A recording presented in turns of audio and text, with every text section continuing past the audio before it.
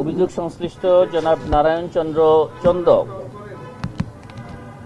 সাবেক সংসদ সদস্য খুলনা ৫ এবং সাবেক মন্ত্রী ভূমি মন্ত্রণালয়,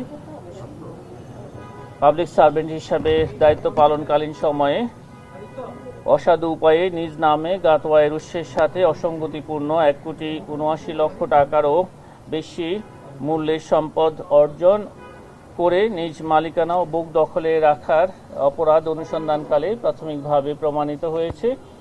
এই কারণে তাঁর বিরুদ্ধে দুর্নীতি দমন কমিশন আইন ২০০৪-এর সংশ্লিষ্ট ধারায় একটি মামলা রুজু হয়েছে। অভিযোগ সংশ্লিষ্ট জনাব উষা রানী চন্দ, স্বামী নারায়ণ চন্দ্র চন্দ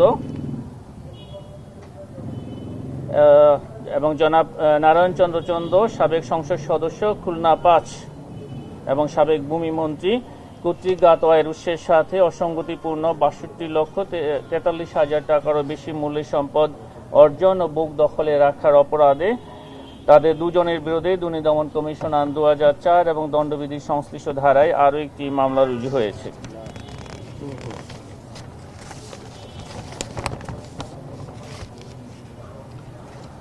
যশোর বিজ্ঞান ও প্রযুক্তি বিশ্ববিদ্যালয়ের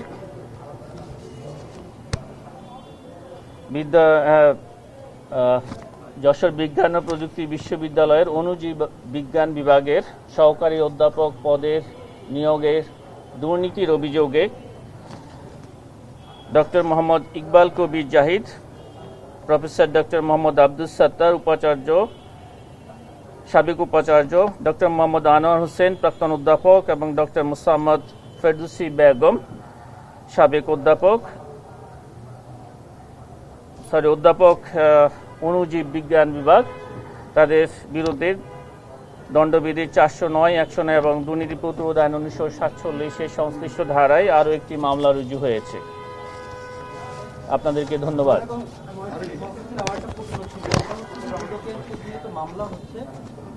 মামলা হওয়ার পরে দেখা যাচ্ছে অনেক মামলা আসামি বিভিন্ন জায়গায় পদে আছে, বা অনেক ক্ষেত্রে দেখা যাচ্ছে মামলা হওয়ার পরও তারা প্রমোশন পাচ্ছে বা একই পদে বহাল থাকছে। এখানে দুদক থেকে তো বিভিন্ন সময় সমস্ত ডিপার্টমেন্টগুলোকে প্রতিভাল করা হয়, সেক্ষেত্রে কি তাদের পদক্ষেপ নেওয়া না নেওয়ার দুদকের করণীয় কি?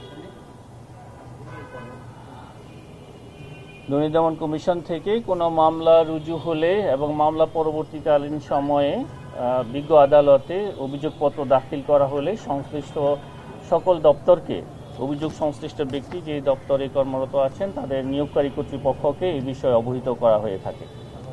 তারা ব্যবস্থা না নিলে দুদকে কিছু করার থাকে বা নৈতিকভাবে এটাকে কিভাবে দেখেন আপনারা?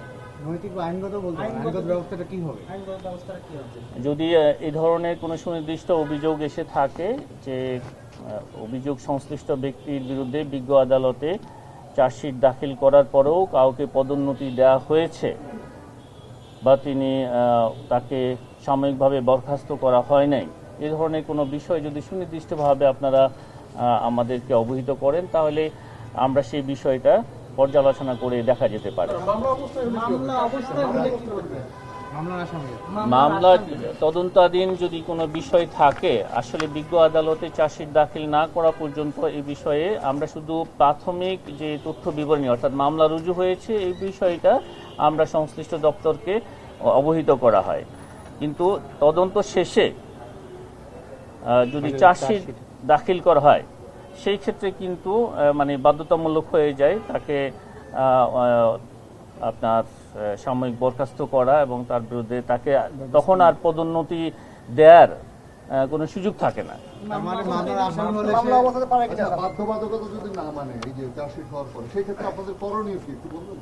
যদি এই ধরনের কিছু সুনির্দিষ্টভাবে যদি থাকে সেই ক্ষেত্রে আমরা কি ধরনের আইনে কি যে সুযোগ যে ব্যবস্থা নেওয়ার সুযোগ আছে সেগুলি আমরা বিশেষ করে এই ধরনের ক্ষেত্রে যদি ইচ্ছাকৃতভাবে আপনার প্রশাসনিক কোনো ব্যবস্থা তারা যদি না নিয়ে থাকে সংশ্লিষ্ট কর্মকর্তার বিরুদ্ধে ডিপার্টমেন্টাল প্রসিডিংসের এখানে সুযোগ আছে। তার একটু শেষ করি আমার অনুসন্ধান শেষ হয়েছে, মামলা হয়েছে, সেই ব্যক্তিকে কি ধরনের একাধিক মামলা তাকে কি আপনার পদোন্নতি দেওয়ার সুযোগ আছে কিনা, অথবা তার যে যদি ওরকম চুক্তিতে বাড়ানোর মেয়াদ বাড়ানোর সুযোগ আছে কিনা? দুদক কি এই জায়গায় কি সাধারণত আমরা এই পর্যন্ত আমাদের কাছে কোনো পদোন্নতির ক্ষেত্রে দুর্নীতি দমন কমিশনের থেকে ক্লিয়ারেন্স নেওয়া হয়। সংশ্লিষ্ট মন্ত্রণালয় বিভাগ থেকে আমাদের কাছে যাদেরকে পদোন্নতি দেয়া হবে বা এক্সটেনশন করা হবে এই ধরনের ক্ষেত্রে দুর্নীতি দমন কমিশনের এখানে অনাপত্তিপত্র নেওয়া হয়। যদি সেখানে এই ধরনের কিছু থেকে থাকে, মামলা থেকে থাকে, আমরা কিন্তু সুনির্দিষ্টভাবে সেই ব্যক্তির বা বিষয়টা আমরা অবহিত করি সংশ্লিষ্ট মন্ত্রণালয়কে।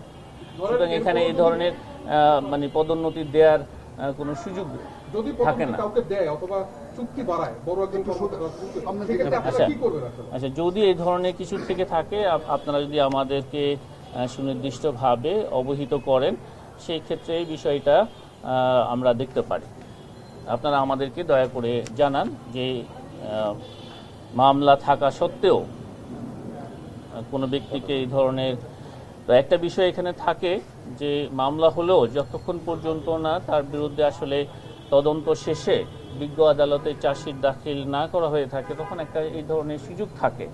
কারণ এই ব্যক্তি কিন্তু তদন্ত শেষে যদি অব্যাহতি পেয়ে যান, কোনো কারণে যদি তার বিরুদ্ধে এই মামলা যদি প্রমাণিত না হয়ে থাকে, তখন একটা কিন্তু এখানে একটা সুযোগ থাকে। নৈতিকতার দিক থেকে ঠিক কিনা পদোন্নতি দেয়া?